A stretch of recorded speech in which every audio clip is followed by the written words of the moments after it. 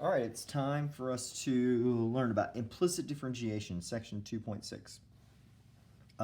You can kind of see in the name that implicit differentiation has implicit or implied. And the real key here is that we have always solved problems up to this point that are a function. So y equals something, f of x equals something. Now we're going to ask, what do we do if we have something that is not a function but kind of behaves like a function? So a good example of this is the one that's written at the beginning of your notes, and it's x squared plus y squared equals 25. And I would guess that if I gave this to you, you would quickly say, oh, that's got to be a circle. By the way, notice that this is really like the Pythagorean theorem, a squared plus b squared equals c squared. So circles are just a consequence of the Pythagorean theorem. Okay, that's a side note. But the important thing is, how do you solve a problem like this? Well, notice it's not a function, because if I took a graph, and here's a graph of it. So if I took a graph, it's not a function because it fails the vertical line test. So we can't just like do the derivatives as we always have. But notice it still has a tangent line. So if I look at that point 3, 4, I can definitely draw a tangent line on there. And that tangent line has a slope. So our derivative, whatever our derivative is, y prime dy dx, it is the slope of that tangent line. So the question is, how do we find the slope of that tangent line? Well, there's really two ways to go about it. Method number one is we could solve for y. And if we solve for y, then you would get something like this. Y squared equals 25 minus x squared. I'll just subtract an x. And then y is the square root of 25 minus x squared. Now, at this point, we have some questions. We have to ask, okay, is it plus or minus the square root here? And which one you're going to use depends on your point. We would use the positive one because we're doing positive x and positive y, 3, 4. But that's kind of a question that you have to ask. And at this point, we have to take the derivative of this equation, and this isn't impossible, but it's not the easiest thing. So if you look closely, you'll see we've got a chain rule because we have a 25 minus x squared inside of the square root. So you could do a chain rule and you could solve this. Another problem that happens is very quickly, these problems like this turn into problems that you really just can't hope to solve anymore. Just doing the algebra here to make it work out just becomes hopelessly a hopeless way to solve it. So let's not tackle it this way. Let's instead tackle it a different way. So if you look back at this problem, what we can do is we can say, well, y isn't a function of x, but we notice that if I erase everything and just look at the parts near where my tangent line is, now in this section, it is a function of x. So we could treat y like it's a function of x. So use some sort of y of x, which makes y as a function of x to solve our problem. Now let's come over here and let's tackle that and see how that goes. So that means our problem, which was x squared plus y squared, becomes x squared plus y of x squared equals 25.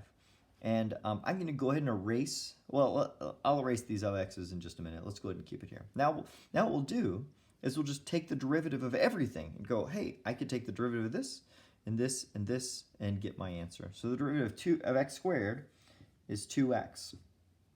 But what's the derivative of y of x squared? Well, this is a chain rule, where this right here is the inside part. So it's a chain rule with the inside, and so that means we take the derivative of the outside, which is 2 times y of x, times the derivative of the inside, which is y prime of x. Oh, I guess usually I do it the other way, inside times derivative of the outside. It doesn't really matter the order.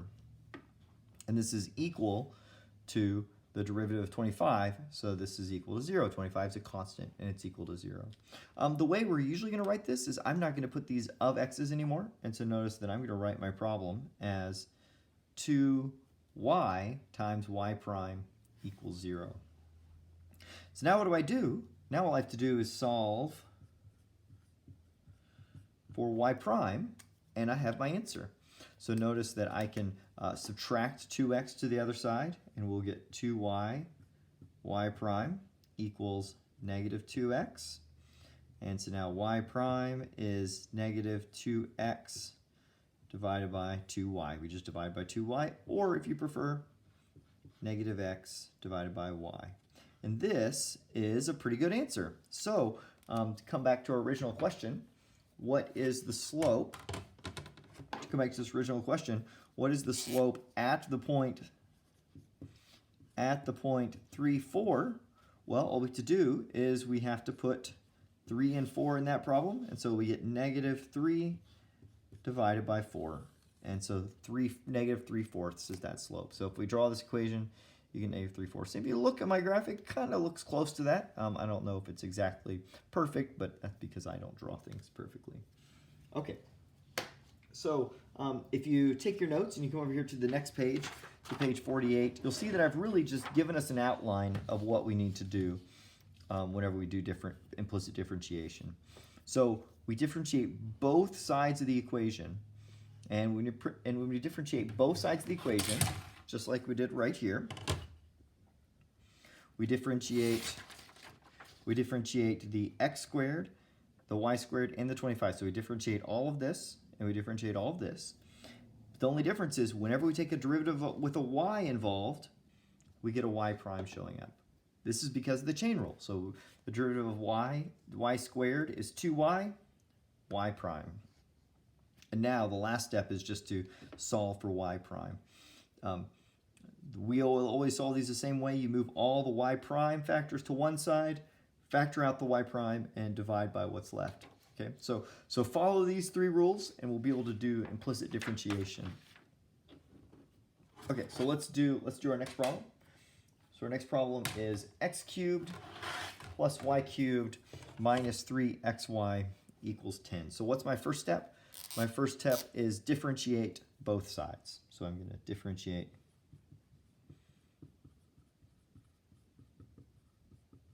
What does differentiate mean? It just means take the derivative of. So it's just a fancy word that just means take the derivative of. So differentiate both sides. So since derivatives work nicely through pluses, we'll go derivative of x squared or x cubed is 3x squared. The derivative of y cubed is going to be 3y squared, but we took the derivative of y, so we use the chain rule, and this is times y prime. You could also write dy dx here, or any sort of thing that's related. Now, this one right here becomes a little bit tricky, because notice I've got an x times a y. So which rule do you think I'm going to have to use? If you said product rule, you were correct. So well done, those of you who said product rule.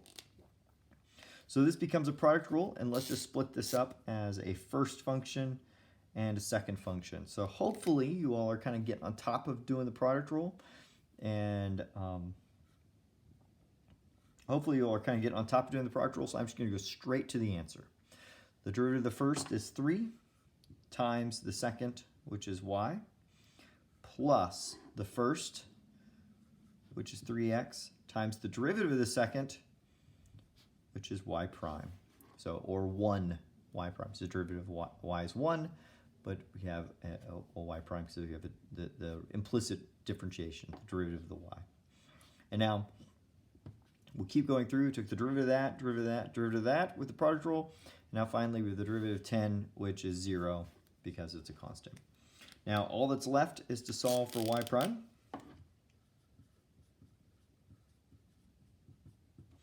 Solve for y prime, and notice what I'm going to do to solve is I'm going to notice I have a y prime here, and I have a y prime here, so I'm going to keep these y primes on one side and move everything else to the other side. So first, let me kind of get things where they look a little prettier. 3x squared plus 3y squared y prime minus 3y minus 3x y prime equals 0. Now let's get a second sheet here so we can keep working, and I will just subtract 3x squared and add 3y over to the other side. So that's going to give me 3y squared y prime minus 3x y prime equals, and now these two went to the other side, minus 3x squared plus 3y. So I just move those to the other side, and now all that's left is to take these two y's, and the algebra ends up being almost always the same here. We'll factor those y primes out. So we'll get y prime times 3y squared minus 3x equals negative 3x squared plus 3y. And then the last step is just to divide by this, and that's going to show us our answer nice and pretty. Y prime equals negative 3x squared plus 3y divided by 3y squared minus 3x. And this is a perfectly good answer to circle. If I were going any further, I would probably just factor out a 3 on the top and factor out a 3 on the bottom and cancel them. So the same answer without 3's is true. But if you had the 3's in there, it's fine. It's the same thing. Okay, so there's our answer. And the algebra that we do will be the same every time. So this is really one of those moments where you can get into a process and follow your process. So we took the derivative of each piece. We had to use the product rule when things were multiplied, and then we moved all of our y primes to one side, our non-y's to the other side, factored our y prime out, and divided by whatever was left. So that algebra will work out roughly the same every single time. All right. Let's try the next one. The next one is quite a bit harder. We've got sine squared of x, cosine squared of x. By the way, if this is messing with you a little bit, it might make your life a little bit easier to look at that like a squared here and like a squared here. But okay, this would be a great time if you're feeling confident. This would be a great time to go ahead and pause your your screen, give it a go, and see how it goes. Or 11 your screen, if you want to call that 11 instead of a pause button. But okay, hopefully you paused it and tried out the problem. But even if you didn't, let's do it together so we can be on top of things. Okay, so let's start with this one. The derivative of sine squared of x. What do I have to do? I have to do a chain rule with this as the inside. So I will take the derivative of the inside, which derivative of sine is cosine of x, times the derivative outside. So the outside is x squared, so it's 2 times x. So 2 times sine of x. So this is the derivative of that first part. The derivative of the inside, cosine, the derivative of the outside, 2 sine of x. Now plus, I need to do the same thing over here. And I can have the derivative of the inside again. And so the derivative of cosine is negative sine.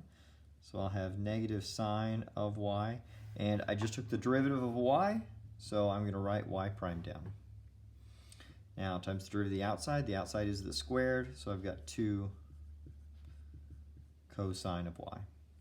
Now we'll do equals. Sorry, I have to do it on 2 lines. Now we have to do equal, and we have to take the derivative of this stuff over here. But this stuff over here, we use the quotient rule. So sorry about my word quotient. Who knows what that word is, but it's the word quotient. So we'll do the quotient rule, and that's the derivative of the top, 1 times y, minus the top times the derivative of the bottom. It's tempting to write 1, but it's actually y prime, because it's 1. You took the derivative of y, so you got a y prime. All divided by y squared. So there's our results right there. Now what do I need to do? Now I need to take this and start start trying to do the algebra on it. Let's write our algebra out first. Let's try to write it out all a little bit simpler. So we'll go cosine.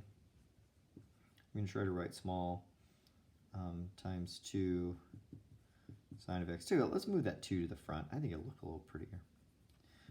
2 cosine of x sine of x minus 2 sine of y cosine y, y prime. I just took these three things and rearranged them. And now on this side, I'm going to unadd the fraction. Now another option you could do is you could multiply by y squared. Maybe I should multiply by y squared. Too well, let's just do all that. Let's multiply everything by y squared, and that'll make my life a whole lot easier, I bet. So we'll multiply everything by y squared times y squared.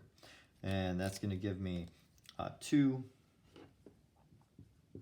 cosine x sine x times y squared minus 2 sine y cosine y times y squared, and that term has a y prime on it, and equals, and once I multiplied by y squared, all I have is y minus x y prime.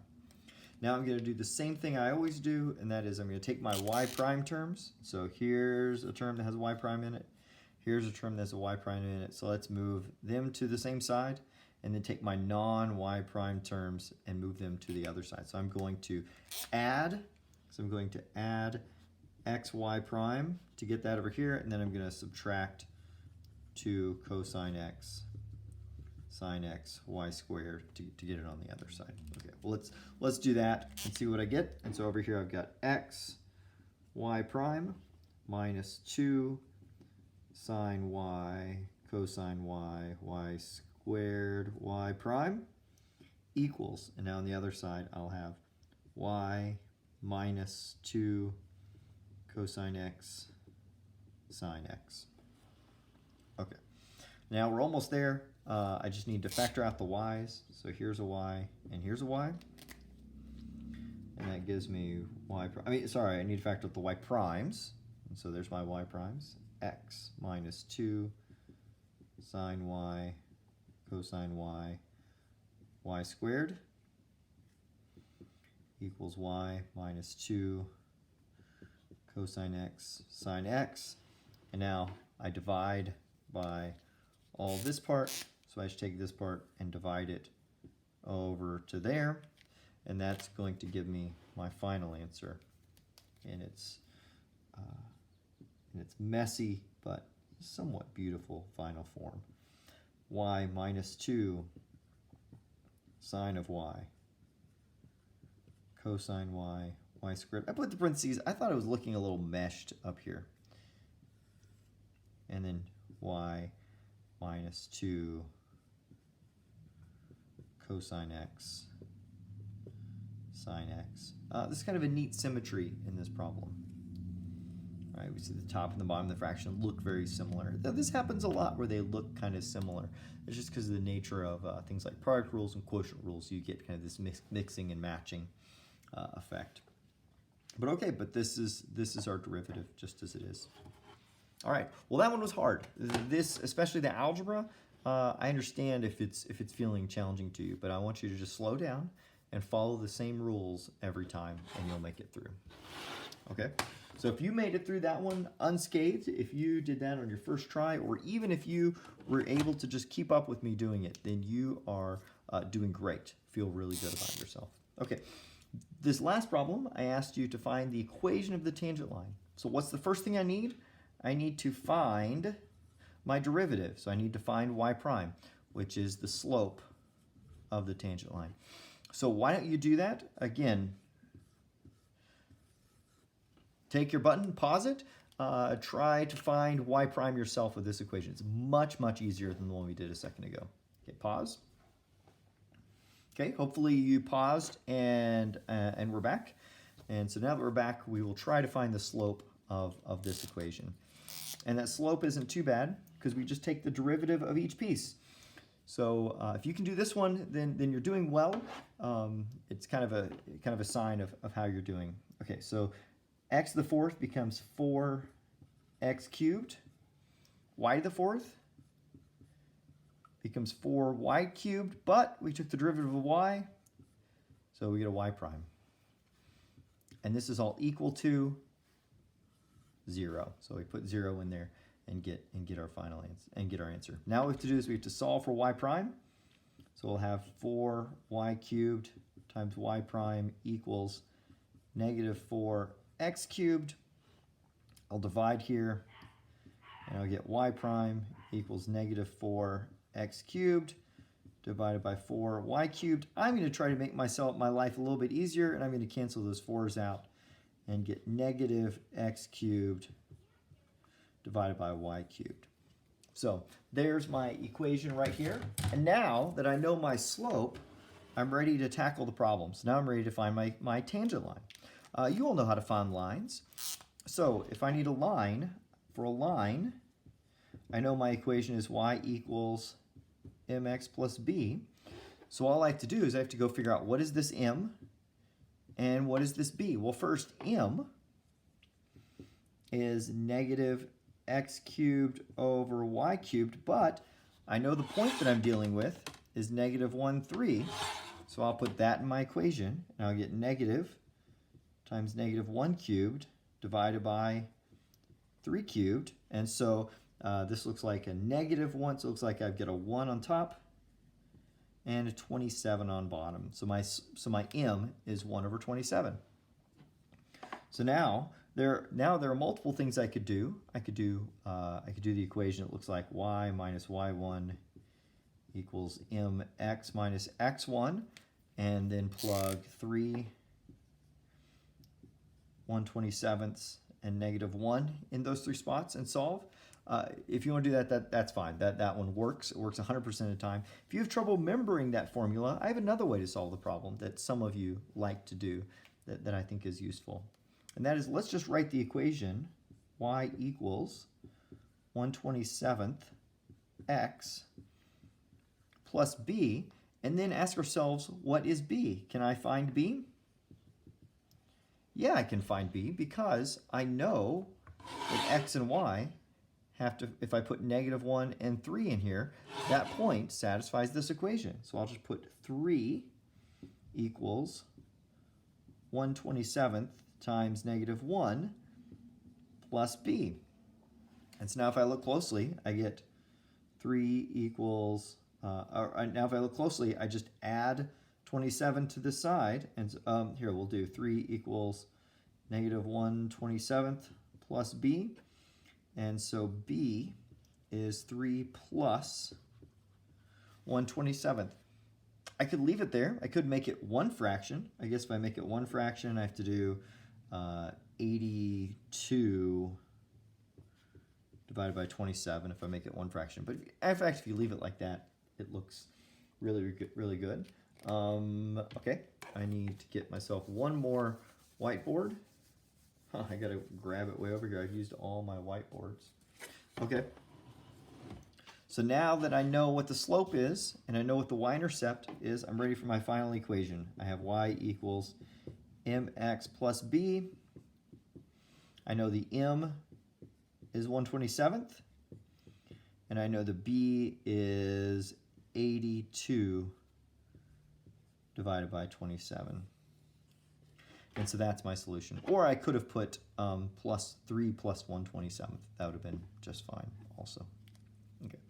So so there you go. So here's our equation. And as I'm looking at this, what do you need to ask yourself if you found this problem was difficult? If you were able to do this first part and find y prime, you're in really good shape. Now, once you find y prime, what should you be able to do? You should be able to find an equation of a line. Now, I know there's some messy fractions. I know that the problem kind of becomes a little unpleasant. But listen, this is, if you slow down and deal with each thing one piece at a time, you can take a point and a slope and turn it into an equation of a line, okay? We'll end right here. What we're going to do next is I'm going to go to the problems that we had last time. So we had these in-class derivative problems that we put earlier. So what I'm going to do is I'm going to go back to those in-class derivative problems, and we're going to solve the rest of them. So, so what I'm going to have for you next time are solutions to I, J, K, L, and notice these are all implicit differentiation problems. And then we'll solve 39, 40, 41, and 42. And these are problems that kind of try to make combinations and make connections between derivatives and what things mean. Once we finish those, we're going to be ready to start preparing for our next quiz. So, the first quiz we're going to take while we're in study from home mode is going to be just a quiz of, can you take a bunch of derivatives of things? And so all I'm going to do is I'm just going to throw a bunch of equations at you and say, can you take the derivative of this? And can you take the derivative of this? And hopefully you can stay on top of it. And this is one that I really want you to master. I want you to be able to do this kind of every time in your sleep and get them all right. So I'm still thinking of different ways to tackle this problem. I think there's a high likelihood that this will be a quiz that you'll be allowed to retake until you get it completely right, because I don't want this to be something that you just say, oh, it's hard, so I'm not going to do it. Instead, I want you to keep doing this until you master it. Okay, well, enjoy the rest of your day, and I will see you all in office hours.